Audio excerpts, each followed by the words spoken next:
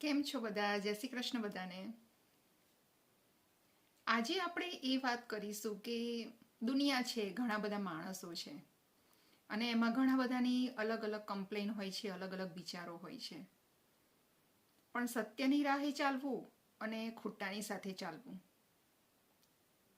તમારી શું ચોઈસ છે એ તમારા પર જ ડિપેન્ડ કરે છે.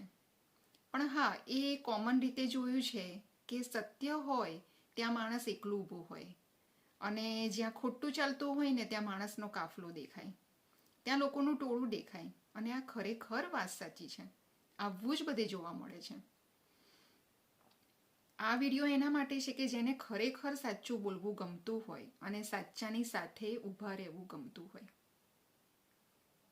સત્ય હંમેશા હાર્ડ છે, એની સાથે ઊભા રહેવું પણ અઘરું છે.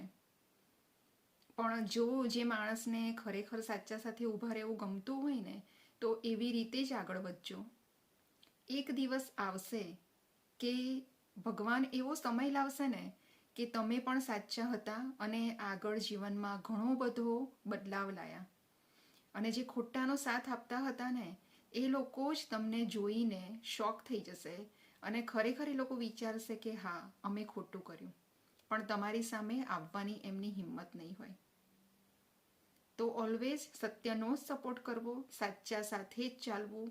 હા, એ બહુ જ અઘરું છે, એ રસ્તો બહુ જ અઘરો છે અને એમાં ચાલવા માટે તમારે બહુ જ હિંમત રાખવી પડશે અને એ હિંમત બહુ જ ઓછા લોકોની હોય છે. તો ખરેખર તમારામાં જે હિંમત હોય ને, આવી જ સાચાની રાહે ચાલવું, તો કદી પાછળ વળીને જોતા નહીં અને વિચારતા નહીં એવું કે તમે હારશો.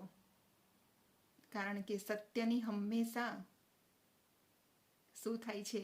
જીત જ થાય છે. બસ આ જ કહેવું છે આજે. Thank you.